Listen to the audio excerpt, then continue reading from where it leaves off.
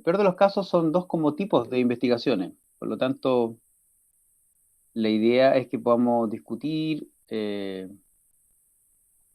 sobre este tipo de investigaciones. Eh, una que era una investigación paleontológica y que la otra una investigación más bien de fisiología molecular, podríamos decir, de inmunología o de microbiología, no sé en realidad, pero de biología. Ah, sí, pues, qué interesante, lo que vamos a empezar a ver la próxima semana. Ya, eso. Si tienen alguna duda, alguna pregunta de lo que hemos estado revisando, por favor me lo indican. No sé por qué no puedo compartir el PPT.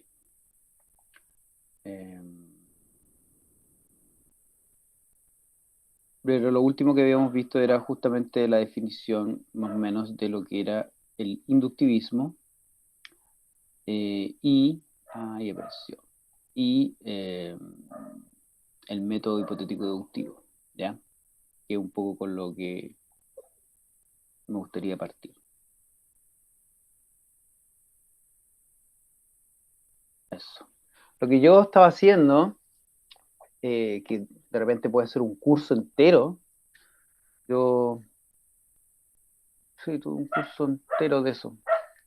Bueno, no tanto, pero como la mitad de un curso de doctorado, eh, que era sobre filosofía de la ciencia, epistemología, fue justamente revisar el inductivismo, revisar lo que, digamos, el Círculo de Viena, y lo que vamos a ver ahora, las propuestas de Karl Popper, de Imre Lakatos, de Thomas Kuhn. Uno lo puede, digamos, se puede extender en eso bastante. Pero lo que a mí me interesa es destacar un poco cómo cada una de esas visiones filosóficas de cómo se hace ciencia, uno las reconoce o no en lo que puede observar hoy en día de cómo se hace ciencia, ¿ya? Y de cómo se presenta eso a nuestros estudiantes en los libros de texto o cuando nosotros mismos le hacemos clase, ¿ya? Entonces, como para sintetizar lo que vimos la clase anterior, tenemos que con el advenimiento del método experimental que nos había mostrado Galileo y la parte, digamos, teórica importantísima que traía Newton, ¿cierto? Newton inventó no solamente la teoría de la mecánica clásica con sus leyes, sino que además matemática específica, ¿cierto? No sé qué tipo de cálculo, si fue el cálculo completo, pero Newton inventó eh, ramas de la matemática para poder justamente desarrollar sus teorías o su teoría. Eh, entonces, obviamente había una carga teórica y en ese sentido deductiva importante en el quehacer Isaac Newton, que junto con lo que traía, no era tan importante, pero también era importante en términos teóricos, pero más importante era en términos empíricos lo que traía Galileo, se reconoce entonces este planteamiento de hacer ciencia mediante el método hipotético deductivo, ¿ya? Y que está ahí resumido en este esquema, eh, donde entonces una de las cosas principales o central es la hipótesis, ¿ya?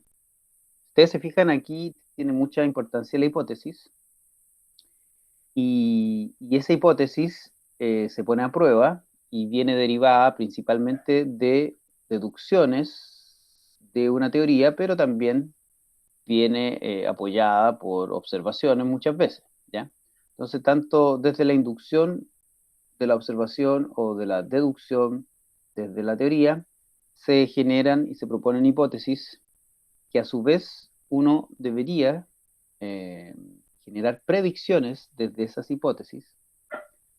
Y bueno, son esas predicciones las que se ponen a prueba mediante un diseño que, siguiendo a Galileo, y en el contexto de, por ejemplo, la mecánica clásica, se ponen a prueba con un experimento, ¿ya? Y ese experimento seguramente entonces tiene posibilidades diversas, donde van a haber ciertas consecuencias que yo asocio a mi hipótesis, entonces la apoyo o no la apoyo, o la corroboro o no la corroboro, ¿ya? Y bueno, y si yo encuentro evidencias que apoyan esta hipótesis, que apoyan esta predicción, eso va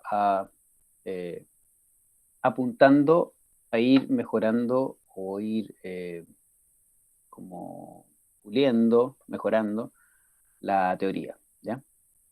La teoría existente.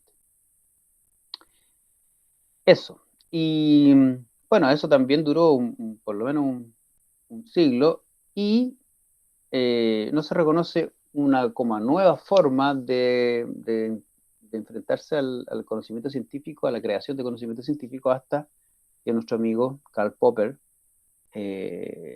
a principios del siglo pasado, propone su método falsacionista, ¿ya? Que es principalmente una metodología como para diferenciar la ciencia de la pseudociencia, lo que es científico de lo que no es científico. Pero en sus derivaciones también finalmente se adopta como forma o fórmula de funcionamiento también de creación de conocimiento científico, ¿ya? Y que se parece mucho al método hipotético deductivo. Lo único, y a lo mejor me sirve aquí tener este método hipotético deductivo, lo que nos dice Popper, entre otras cosas, es que si tú encuentras que no hay evidencia para apoyar tu hipótesis, es decir, la rechazas, deberías, por así decirlo, rechazar de plano tu teoría. Como que Popper era como un poco así, muy extremista, muy extremista. Y entonces, bueno, era un poco también para, justamente como les digo, diferenciar los científicos de los pseudocientíficos, ¿ya? Entonces aquí hay un par de cosas que simplemente les voy a mostrar para que después nos vayamos al análisis de los artículos. Bueno, aquí dice, la tesis central de Popper es que no puede haber enunciados científicos últimos, es decir, que no pueden ser contrastados o refutados a partir de la experiencia, ¿ya? A partir de datos empíricos.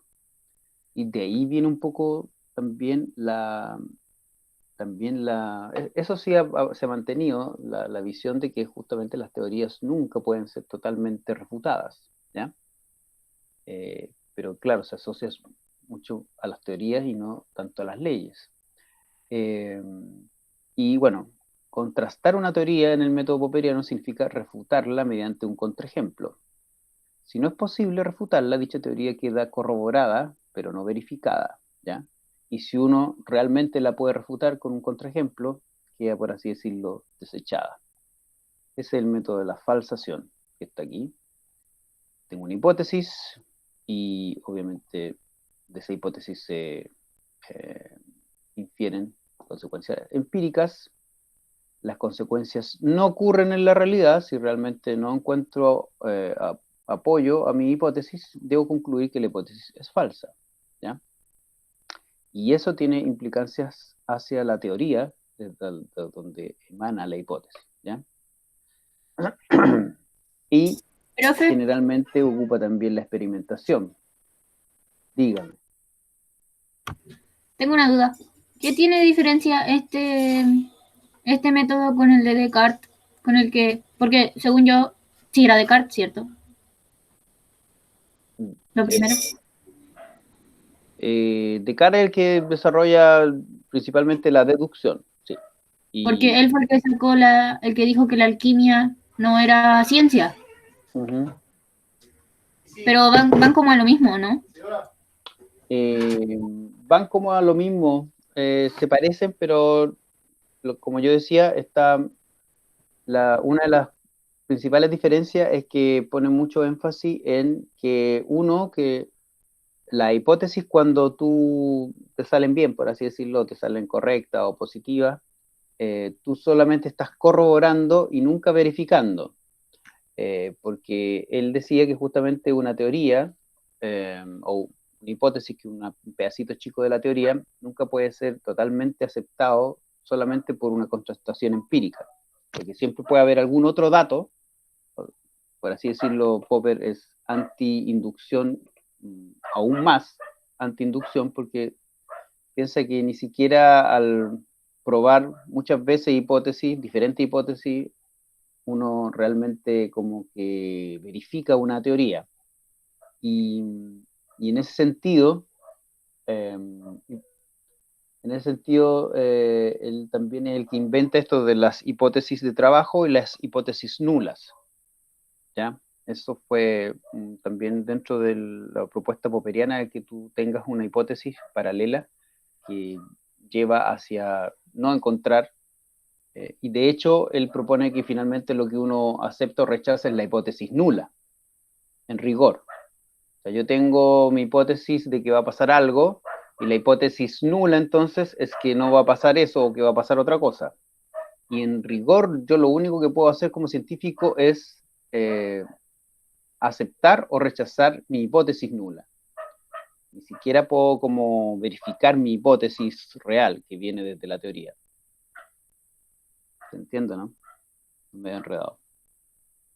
Es Sí, más o menos sí. lo mismo, más o menos lo mismo que estamos viendo del método hipotético deductivo, pero dándole énfasis a que la vía con la cual uno cree que se genera conocimiento, a través de, no sé, pues corroborar hipótesis o obtenerlas como verdaderas, etcétera, más que esa es la otra vía, que es como ir rechazando cosas que no pasan.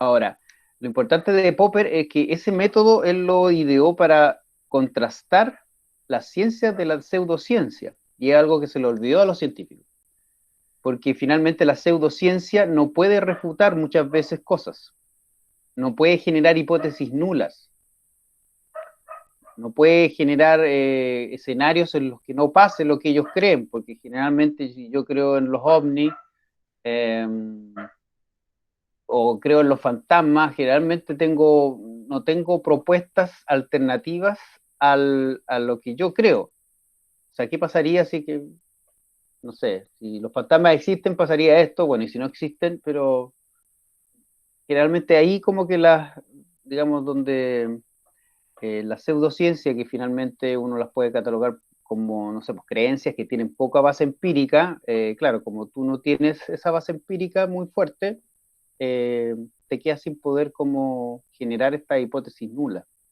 ¿ya? Eh,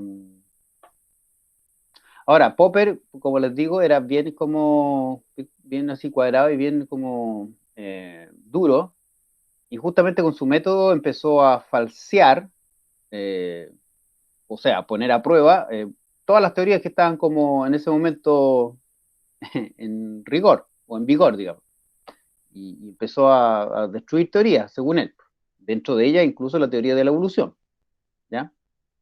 Eh, Porque claro, era muy, muy, muy, muy rígido su método, ¿ya? Y bueno, esto fue como a principios de los años 30, los años 40 del siglo pasado. Bueno, Popper igual murió muy viejito y no hace tanto, no sé, como en los 80, los 90, así que alcanzaron a convivir con a quien tenemos aquí, que es Thomas Kuhn. Y finalmente Popper finalmente genera este método, y él dice que así se genera conocimiento científico, finalmente. Mientras que, más que un método, lo que nos muestra Thomas Kuhn es una propuesta de cómo, sí, también podría ser método, pero una propuesta más macro de cómo se genera el conocimiento científico, y que según él tiene mucha base en todos los aspectos sociológicos de la ciencia, ¿ya? Y ahí es lo que, bueno, tiene un libro clásico como el año 70, donde justamente propone término paradigma y las revoluciones científicas, ¿ya? Entonces lo que habla principalmente que el conocimiento se genera a través de revoluciones científicas que, si bien pueden tener justamente nuevos datos y nuevos descubrimientos, pero principalmente lo que pasa es que existe un acomodamiento social dentro de la comunidad científica que hace que los científicos que creían algo antes, después empiezan a creer otra cosa.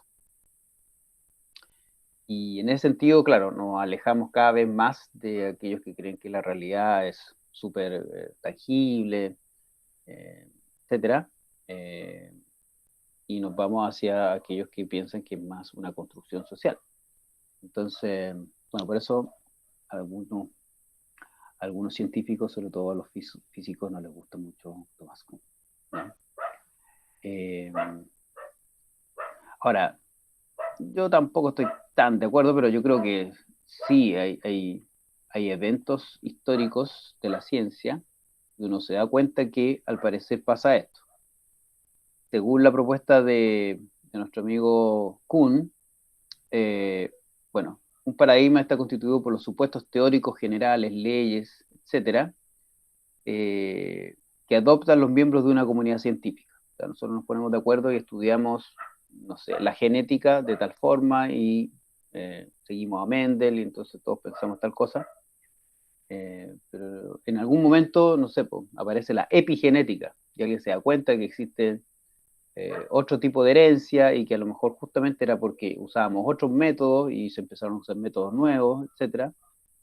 Y entonces ahí empieza a haber una pugna entre los que realmente creen, no voy a decir independiente, pero además de la evidencia que existe empírica, creen porque también tienen, digamos, una visión de que, no sé, pues, la herencia es solamente genética, y empieza a haber una pugna hasta que en algún momento, no sé, pues, hay un cambio de paradigma y empezamos a entender que la herencia no es solo genética, sino que también es epigenética y de otro tipo, ¿ya? Entonces, bueno, él reconoce que hay en algún momento una presciencia, después una ciencia normal, que es como un tiempo en que hay un paradigma que está reinando, no sé, pues, en nuestro caso como biólogo, cuando la generación espontánea, en general se creía de que la vida se generaba espontáneamente, pero viene un momento en que, obviamente asociado a evidencia empírica nueva, descubrimientos, pero a veces lo que dice Kuhn es que no basta con eso. Hay que hacer todo un trabajo social, una discusión, incluso a veces llegando a las guerras internas, para que finalmente, por así decirlo, se tomen las riendas de la disciplina, por ejemplo, y todos empecemos a creer finalmente que no existe generación espontánea, y etc. ¿Ya? Entonces ahí es donde hay una crisis, se genera una nueva ciencia normal y entonces reemplaza la ciencia anterior. Eso, ¿ya? Entonces eso es lo que propone Kuhn, y que hay numerosos ejemplos donde al parecer hubiera pasado eso. Aquí yo tengo un ejemplo en términos de física, ¿cierto? Cuando justamente Max Planck propuso justamente sus propuestas del mundo cuántico y justamente nadie lo tomó en cuenta. Y aquí una declaración de Planck dice que los científicos son porfiados y una teoría no triunfa sobre otra hasta que se mueren todos los que piensan distinto. ¿Ya?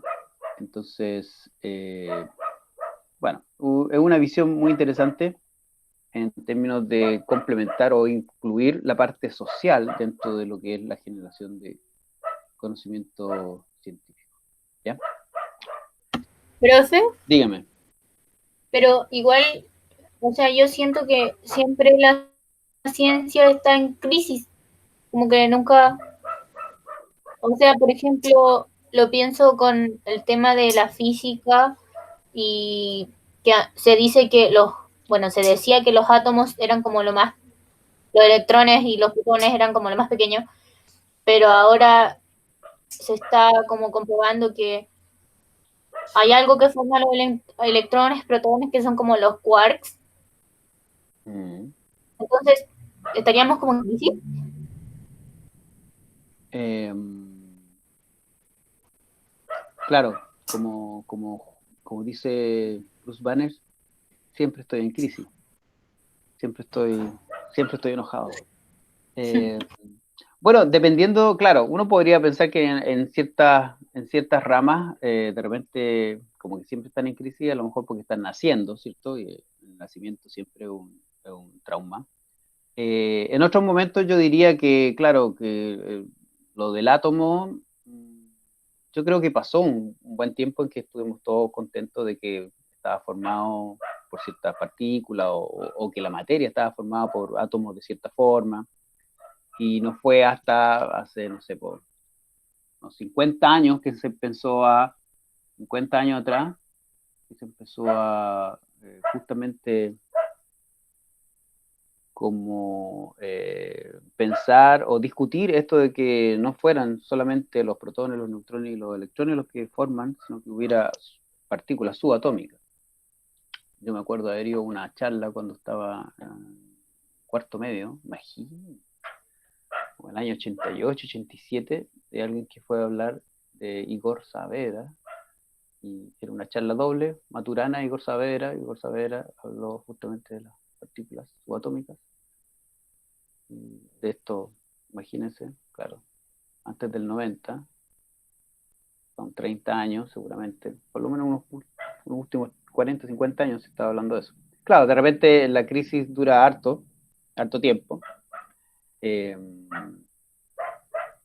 por eso, yo digo que la historia de la biología, que es la que más manejo, me muestra que hay veces en que los cambios son más o menos rápidos y a veces son más o menos largos y a veces a lo mejor uno en realidad no distingue ningún cambio así brusco, sino que va como una acumulación de conocimiento. Yo creo que se da igual de todo tipo. Y para cerrar entonces esta parte, yo tenía ahí una cita del Pablo Marquet, que es un ecólogo, biólogo de la Católica, que tiene un paper que yo creo que vamos a leer, que habla sobre las teorías en biología, en ecología en realidad. Las teorías en ecología, que dice que el progreso de la ciencia se origina de la tensión entre la inducción y la deducción, entre el empirismo y la teoría. O sea, yo también estoy de acuerdo en que la ciencia avanza con ambos aportes, ¿ya? A veces más importante la deducción, a veces más importante la inducción, a veces más importante el dato, a veces es más importante la idea. Hay algunos que creen que siempre es más importante la idea y que lo más importante son las deducciones más que la inducción y el empirismo, pero seguramente por mi sesgo de estudio encuentro que ambas cosas son aportes. Y este otro esquema que es de Jonathan Osborne, que es de un didacta, no de un científico de ciencia natural, pero que conoce bastante sobre ciencia, diría yo. Aquí nos muestra qué es lo que hace el científico. ¿Mm? Y según él, el científico está en el mundo real, ¿cierto? Colectando datos, ¿ven? Y poniendo a prueba hipótesis, podría decir, observando, experimentando, midiendo, poniendo a prueba. Y ese es un marco de referencia, un marco de, digamos, de acción del científico. Y por otro lado está el mundo teórico de las teorías y los modelos. Entonces ahí está el pensamiento creativo, el razonamiento, los cálculos matemáticos cuando existen, la planificación de la investigación, la formulación de hipótesis, etc.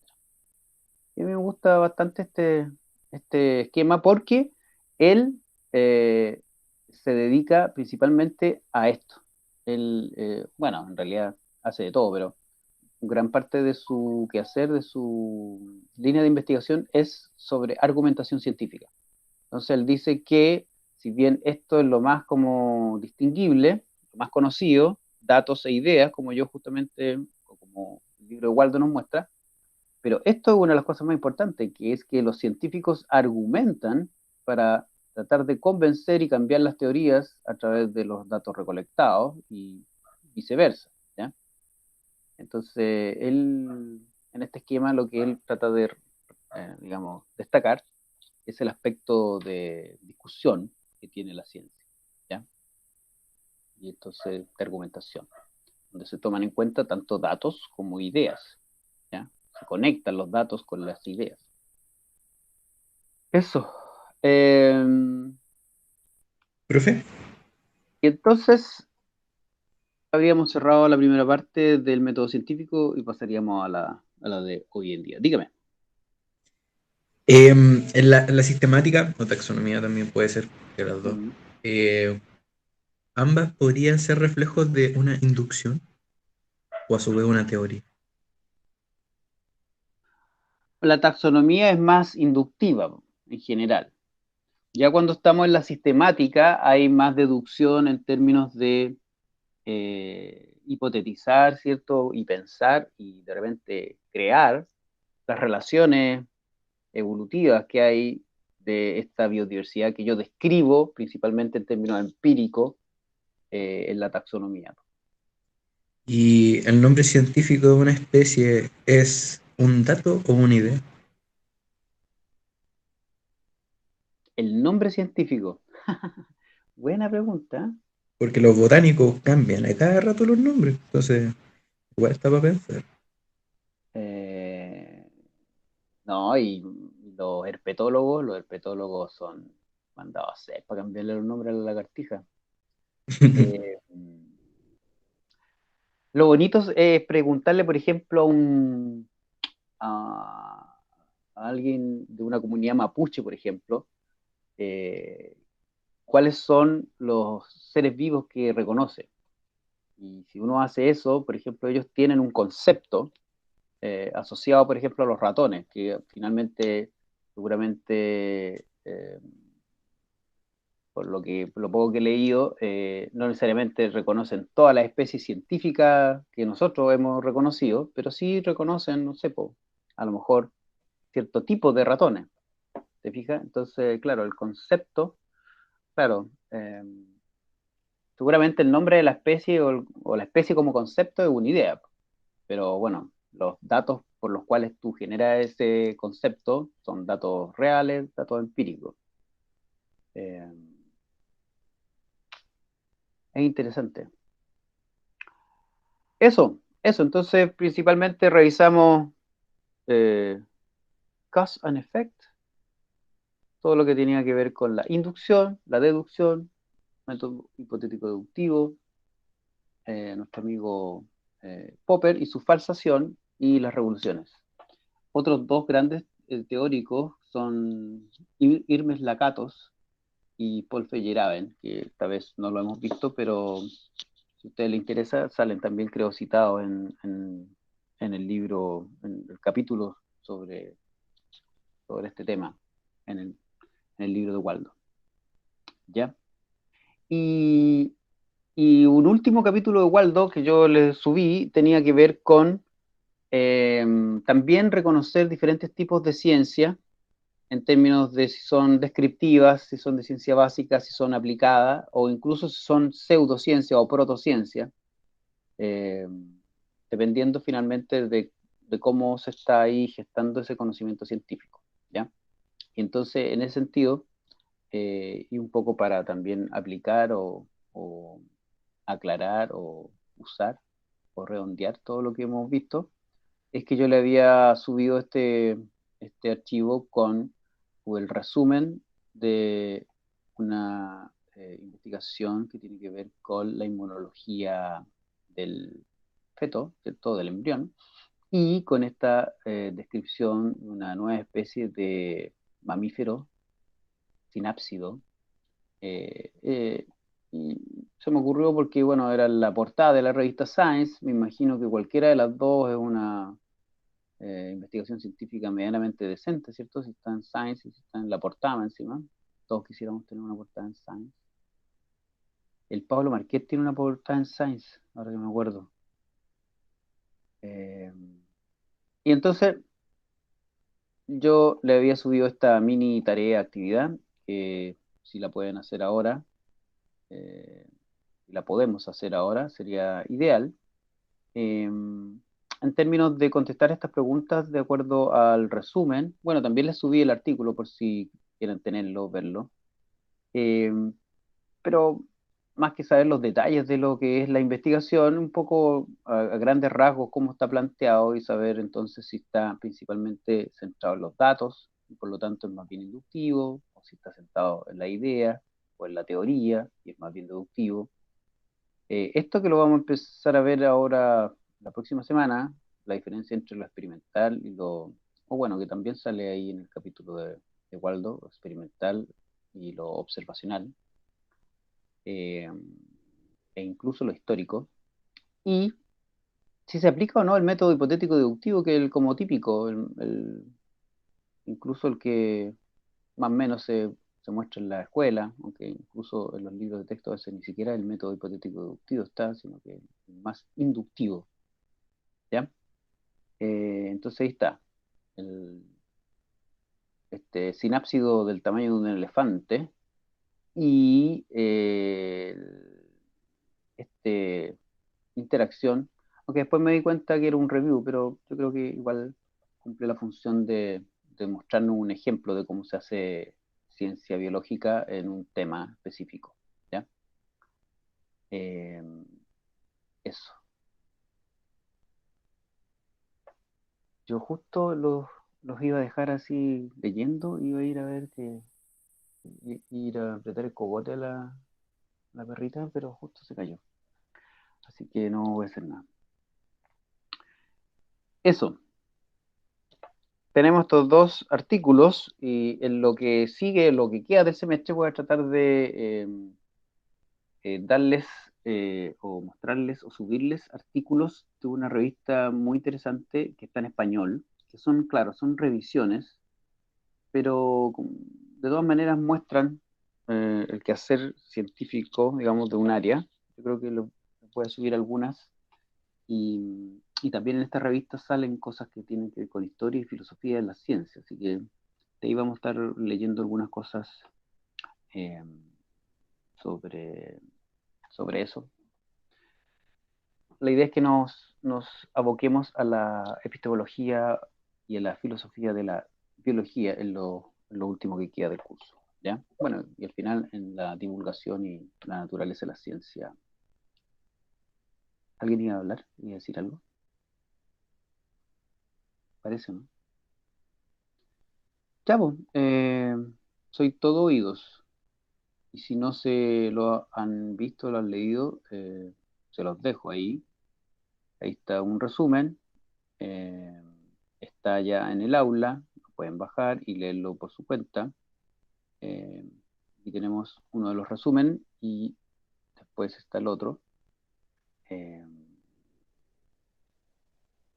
Les doy 5 minutos para que los lean y después conversamos sobre las tres preguntas. ¿Ya? ¿Tienen acceso a ello, no? ¿Pueden leerlo o no? ¿Necesitan algo? ¿Necesitan que deje esto y después ponga el otro? ¿O lo pueden bajar? Yo lo bajé, profe. Sí, se ¿Sí? puede sacar del Ya, aula. súper. ¿Alguien más? ¿Prefieren que deje puesto el resumen o prefieren que deje puestas las preguntas?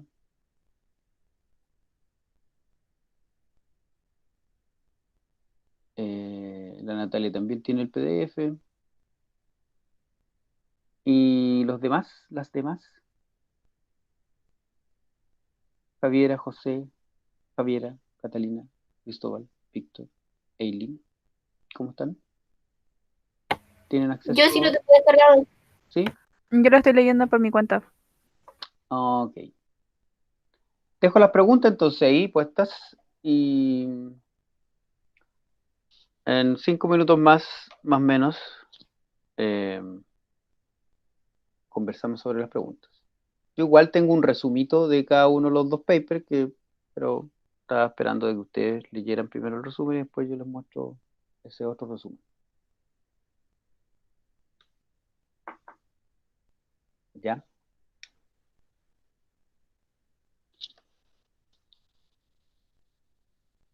Siempre me queda la duda cuando pongo un estudio paleontológico si ustedes lo reconocen como un estudio biológico o no, o un estudio geológico. La paleontología, ¿cómo la ven? Es algo que siempre me hace pensar, como biólogos que somos. La vemos como parte de la evolución.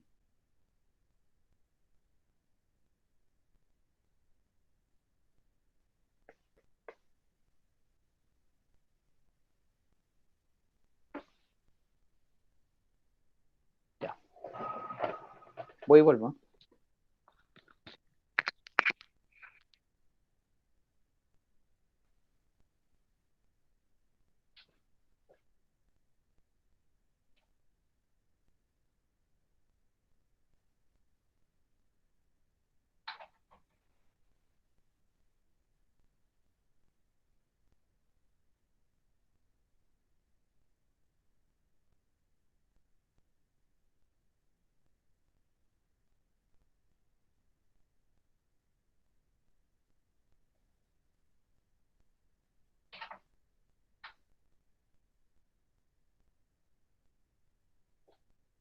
Ya, ¿todo bien?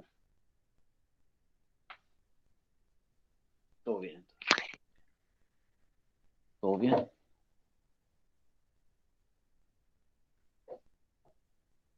La perrita se calmó. Ustedes me avisan cuando estén listos por el chat y entonces ahí yo empiezo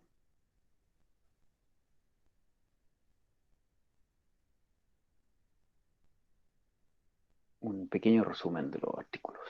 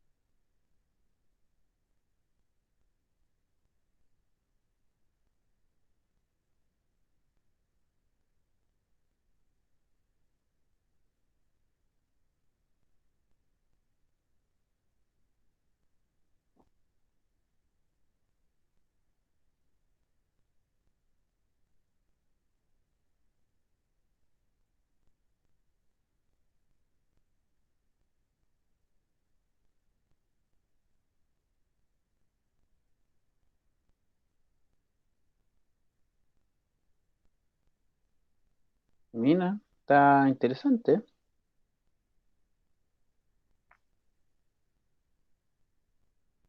Ciencias naturales sobre las ciencias sociales. La evolución principalmente. Mm.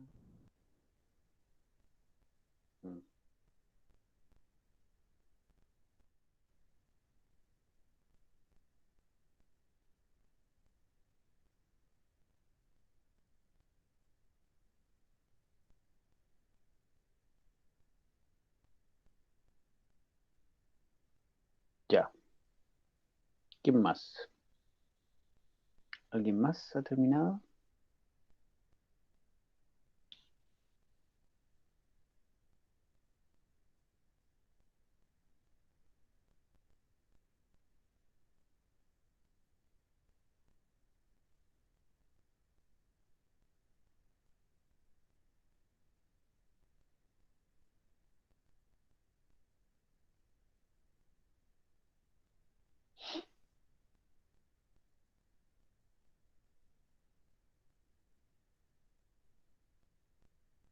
Ujú.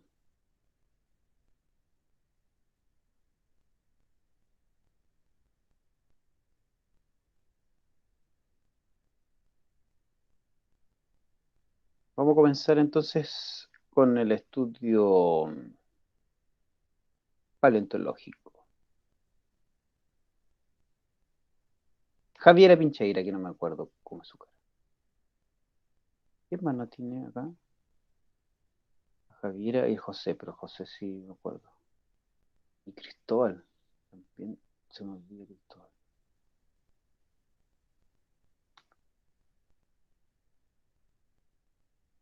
Pues había más gente al comienzo. Pero fueron algunos. Ya, comencemos entonces. Aquí está. La revista Science es una de las revistas más conocidas, ¿cierto? Más reconocidas también, junto con la Nature. Yo creo que una buena cosa que uno pueda mirarlas, leerlas, salen semanalmente, lo cual es difícil de poder ir así como al día, imagínense.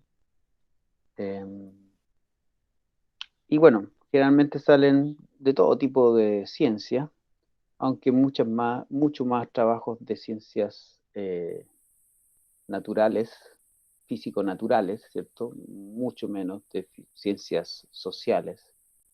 Eh, si finalmente pensamos que la antropología es entre natural y social, yo creo que es de lo que más sale, pero un poquito de otras cosas, así, economía o educación o sociología, psicología. ¿Ya? Entonces aquí tenemos un trabajo que por la misma revista está catalogado como de paleontología y nos dice que un sinápsido de fines del Triásico del tamaño de un elefante con eh, extremidades eh, como, como que está parado finalmente, ¿ya? No es como uno así como lagarto que arrastra la guata, sino que es uno que está parado. Y entonces, ¿quién me podría resumir más o menos con sus palabras lo que muestra este artículo, bueno, este resumen? Como les decía, yo le subí el artículo, pero al menos del resumen, eh, ¿qué se puede decir? Y a lo mejor de inmediato proponer si está más centrado en las ideas, si es más inductivo o es más deductivo. ¿Qué creen?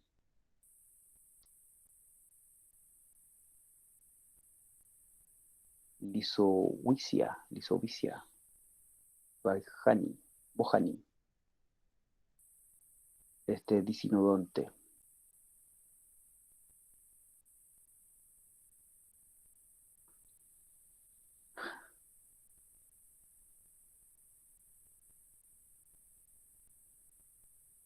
¿No? ¿Nadie? José, pues, lo esperamos. José, como el que estaba preguntando sobre los nombres científicos, José nos podrá decir qué tipo o qué cree él, que si está centrado en los datos o en las ideas, si ve alguna idea o si ve algún dato, qué es lo que muestra más el resumen y, y el artículo.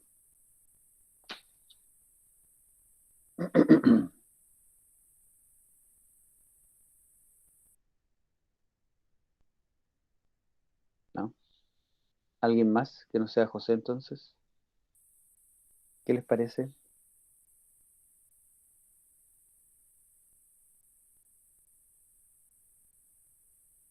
Cristóbal dice que estima que es más bien inductivo. Ya. ¿Y por qué estimas eso? Yo también estoy de acuerdo contigo, pero ¿por qué? Porque es más bien inductivo el trabajo.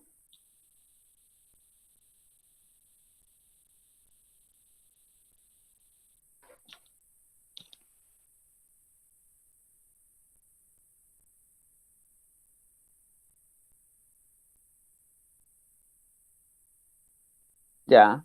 Se basa principalmente, ¿cierto?, en los datos obtenidos. Es interesante que ellos dicen, aquí describimos. Aquí es donde siempre se me mezclan los cursos. Es un estudio descriptivo, como hemos visto. Lo descriptivo puede ser cuantitativo o cualitativo. Eh, en términos como filosóficos habría que ver si esto es un estudio cualitativo o un estudio cuantitativo.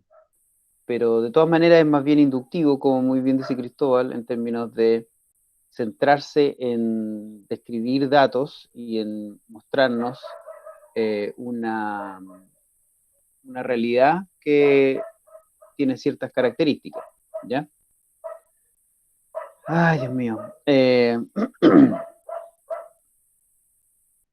Ahora, es interesante darse cuenta, ¿hay alguna idea aquí o son puros datos? Si bien es más bien inductivo porque se centra o está basado en los datos, pero tiene alguna idea. Sí, ¿Sí? porque, espera, déjame ir al texto. Dice, muestra que los mamíferos del grupo de tallos fueron capaces de alcanzar tamaños corporales que no se alcanzaron nuevamente. Y eso, yo creo que eso es una idea. La comparación que está haciendo con los dinosaurios, dices tú. Sí. Uh-huh.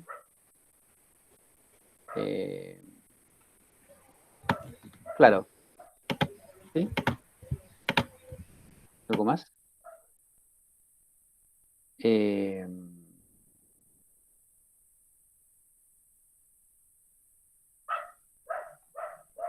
Aquí estamos, entonces, aquí le estoy ahora presentando de nuevo.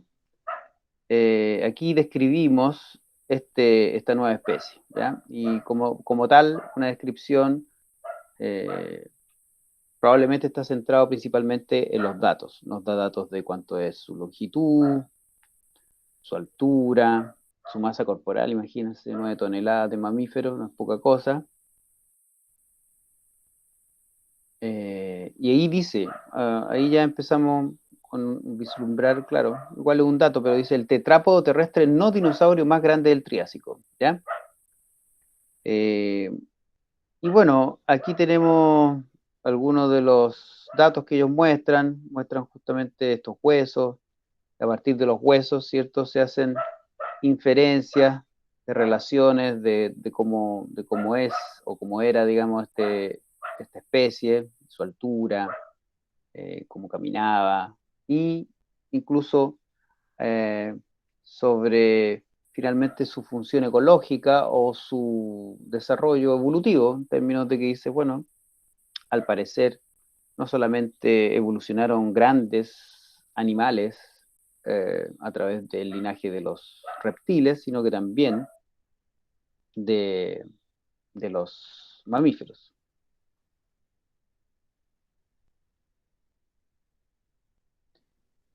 Cristóbal nos dice ahí que una idea podría ser en base a los datos de los huesos, ellos estiman o deducen que estos estaban sujetos a un crecimiento importante y constante.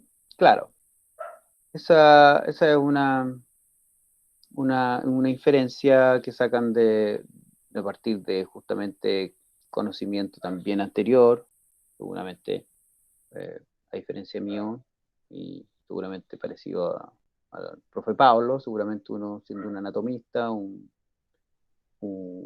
morfólogo, puede justamente deducir funciones de la estructura, deducir cómo estaban relacionados seguramente no tienen todos los huesos, pero sí cómo estaban relacionados unos con otros, ¿ya? Ahora, aquí yo también traté de poner algunos ejemplos de algunas posibles ideas o cosas importantes del artículo. Dice, hasta ahora el gigantismo en el Triásico aparecía o parecía estar enteramente asociado a las adaptaciones de los dinosaurios, ¿ya? Y previamente han conocidos y claro, los dicinodontes conocidos anteriormente del Triásico eran muy chiquititos, ¿ya? Entonces, claro, ahí entre datos, entre ideas, ahí como que lo que ellos también están mostrando, y por eso está el Science, ¿cierto? Y no en una revista paleontológica cualquiera, es que hay como un cambio de idea, ¿ya? A lo mejor el dato o el no dato de no haber encontrado nunca antes un mamífero grande, gigante, en esta época, hacía pensar, ya era entonces algo más o menos sabido, de que en el Triásico los únicos grandes, los únicos animales grandes eran los dinosaurios. Entonces, este nuevo dato rompe eso, y por eso me imagino que también está publicado aquí o es importante en términos paleontológicos, ¿ya? Y aquí, claro, aquí tengo una idea justamente de cómo este gigantismo, este gran tamaño corporal puede estar asociado, por ejemplo, con la tasa metabólica, la maximización de recursos, etcétera, ¿cierto? Y ahí eso también es parte de una idea. Ahora, lo más interesante que encuentro yo es que ¿qué tipo de conocimiento, qué categoría de conocimiento ustedes podrían reconocer que es esta afirmación? Dice, que está asociado aquí al monito, ¿cierto? A la filogenia, que ya es una filogenia. También uno podría pensar que es una idea, una filogenia. Y dice acá, todo lo sugerido que en el Triásico tardío fue sustancialmente... no, todo sugiere que en el Triásico tardío existió una sobreposición temporal sustantiva de la ocurrencia de grandes herbívoros.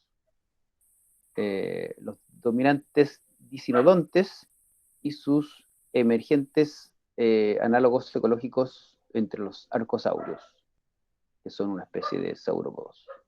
¿Qué vendría siendo esto? Es una idea, pero ¿qué tipo de idea dirían ustedes? Yo sé que está en inglés porque no alcancé ahí a traducirlo, pero finalmente está diciendo de que están proponiendo, están concluyendo de que en esta época habían tanto nuestros amigos dinosaurios grandes como mamíferos grandes. ¿Qué podría ser esto? O sea, se refiere, profe, por ejemplo, a que sea una idea científica, mitológica y esto, esa clasificación. No, ya dentro de la idea científica, ¿qué tipo de idea científica?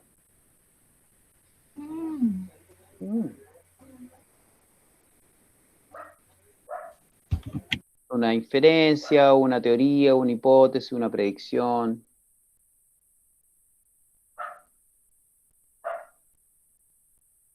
Aquí se le hace más parecido.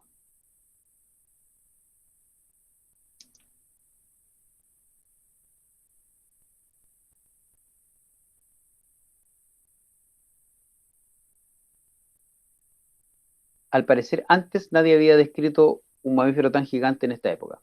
Los puros gigantes eran estos, los dinosaurios, cierto tipo de dinosaurios. Ahora ellos por primera vez lo describen un mamífero bastante grande, más de toneladas. Y están diciendo que parece, lo que ellos proponen es que es probable que esa época haya estado formada por dos tipos de grandes vertebrados. Yo creo que podría ser Una hipótesis. Muy bien, Javiera. Excelente. Ahora, lo interesante es que es una hipótesis ¿inductiva o deductiva? Y ahí volvemos a las preguntas que tenía estos, ¿cierto? Dijimos que está principalmente pensado en los datos, ya dijimos que era más bien inductiva, es observacional, ¿cierto? Más que experimental. ¿Qué método científico está usando? El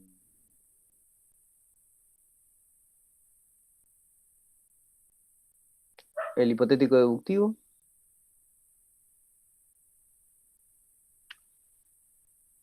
Está usando el método hipotético deductivo. Y finalmente está proponiendo una hipótesis a partir de una inducción o a partir de una deducción. Esa es la otra pregunta que se me acaba de ocurrir.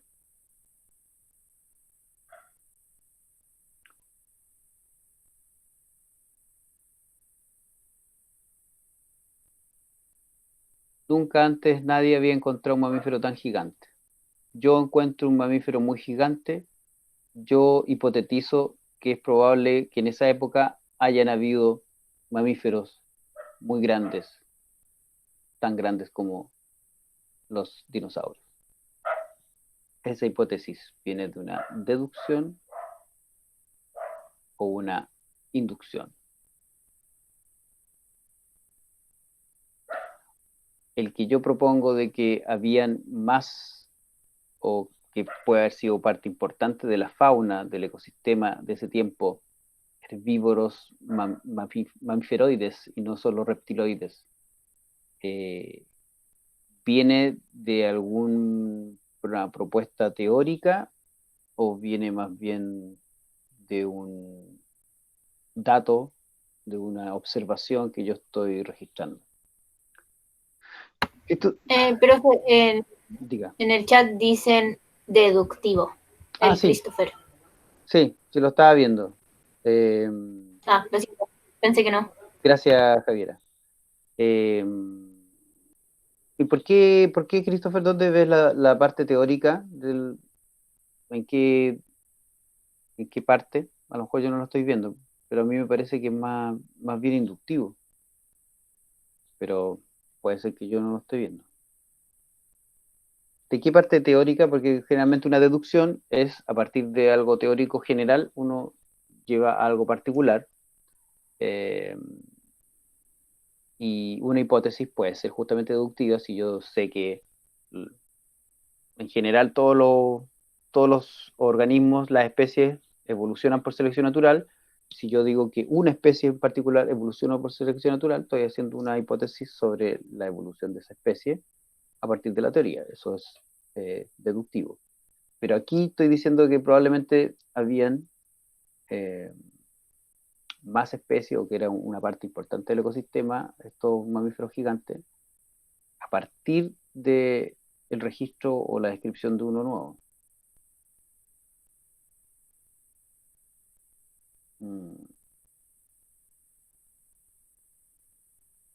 Probablemente no sea solamente inducción, como yo estoy pensando, ¿eh? Ahora que Christopher dice que deducción, pero tendría que decirme por qué. Estaba pensando, Cristóbal, de que finalmente, claro, uno no es que lo diga solo por inducción, solo porque encontré uno, bueno, es muy probable que encuentre más. Uno, en términos teóricos, yo ya sé que el registro fósil es justamente, no está completo. Entonces ahí ya tengo una base teórica. Y por otro lado, seguramente, como ellos mostraron, yo me lo leí el paper, pero tampoco soy experto, mostraron ahí en términos metabólicos y en términos como de adaptación, que esto puede darse. Pero al menos yo veo que ahí hay una parte inductiva, ¿cierto? Entonces, solamente estoy tratando de enfatizar de que si hay un paper en Science, que es portada de Science, y vemos que es una ciencia principalmente inductiva, ustedes no me lo han dicho, pero como ya estamos terminando, nos está yendo la hora, en general no usó el método hipotético deductivo, porque yo no veo aquí que hayan puesto a prueba una hipótesis, porque al menos desde el resumen y después nunca dijo, vamos a ver la hipótesis de que creemos que hay mamíferos gigantes, pero nunca alguien lo ha visto, y entonces vamos a ir a buscar. No, no fue así, sino que ellos parten de los datos y a partir de los datos hacen un relato histórico que termina con una hipótesis. Entonces, lo único que quiero mostrarles, y que bueno, yo sé que no es la mejor forma, pero en términos al menos argumentativos, estoy mostrando que ciencia buena, medianamente buena, porque está en la portada de Science, puede ser inductiva. No hay nada de malo en que sea inductiva. Seguramente si es la ciencia, digamos, de la fisiología o de la inmunología molecular, inductiva, claro, a uno le daría más como cosita. Pero justamente en ciertas ramas de la ciencia y justamente de la biología, más que de la física y la química, como no sabemos mucho, desde esa época no se sabe mucho, uno hace ciencia inductiva primero, o ciencia basada en los datos, o ciencia observacional más que experimental. ¿Ya? Eso. El otro, yo creo que ya no lo alcanzamos a ver, pero es un ejemplo de una investigación que sale mucho más asociada a la idea, a la hipótesis, porque de hecho hay un experimento, o se describe el estudio experimental de cómo uno puede poner a prueba esto de que el feto realmente está en un estado estéril, que no le llega ninguna interacción con microorganismos hasta que sale, ¿cierto? Cuando pasa a través de, cuando nace. Eh, Sería bueno igual, ¿eh? Podrían mandarme la respuesta para justamente como un ticket de salida, mándenmelo y así yo más o menos veo qué tan bien he explicado yo esto o ustedes lo han entendido, ¿ya? Eh, pero este yo diría que tiene otras características, este artículo.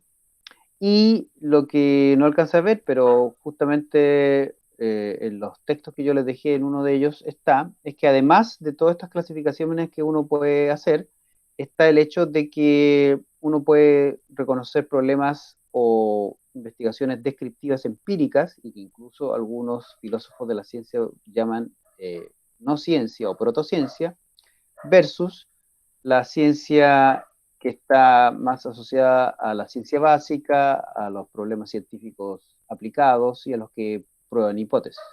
¿Ya? Eh, Realmente estos problemas descriptivos, la solución al problema es un objeto, una idea convalidada, un dato. eh, eh, No, en realidad este es un esquema que sirve para todo en realidad. Pero justo antes de este esquema, que es como el esquema general, también se habla de ciencia, por así decirlo, descriptiva. Eh, claro, lo que me interesa de este esquema también que trae el libro de Waldo, donde muestra que el problema o la pregunta, por ejemplo, nos lleva a generar una hipótesis y que esta hipótesis se pone a prueba con diferentes evidencias que a veces pueden ser observacionales, a veces pueden ser, digamos, experimentales, ¿cierto? Por ejemplo, ahí tiene un diseño con dos, y que finalmente así se genera nuevo conocimiento o nuevas preguntas, ¿ya? ¿Ya? Parece que este sí es el esquema de como estudios más descriptivos. Sí. O sea, simplemente quiero que se lleven para la casa el hecho de que uno puede diferenciar entre problemas más bien de ciencia básica, que yo diría que son ciencia experimental en realidad, versus ciencia más descriptiva o empírica. Y que en el libro de Waldo, que se basa mucho en la filosofía de la ciencia de Bunge, de Mario Bunge, que otro filósofo que yo no hablé aquí, pero bueno, él es digamos, muy conocido por toda la parte de desarrollo de la ontología, en algo de epistemología que se mete, a mí no me gusta o no comparto su visión, que es que dice que lo descriptivo es más bien, y lo inductivo es más bien casi no científico, ¿ya? Y claro, a mí no me cae muy bien eso porque mucho de mi investigación ha sido descriptiva, o por lo menos algunas de las que más me han interesado. Entonces, bueno, es mi visión. Eso. Eh, ya pues, aquí está el método científico típico de los libros y aquí estaba la discusión de justamente si el método científico es una colección de pasos o no. Y el mismo Waldo nos dice que en realidad no, que es una secuencia lógica más que temporal. Eso. Les voy a subir entonces este PPT, pero aparte de esta, que es la última diapo, donde se compara el método hipotético deductivo con la indagación científica como una propuesta para hacer ciencia en ecología, según Feisinger. En la última, después de esta, les voy a incorporar la pauta para el próximo trabajo, que sería de esta semana que viene a la otra. Quedamos. ¿Sí o no? Estamos aquí. Creo que era 13, 15 y 20, ¿no? Así que para que no me lo corran después. Ya pues, si no hay alguna otra duda, consulta, estamos listos.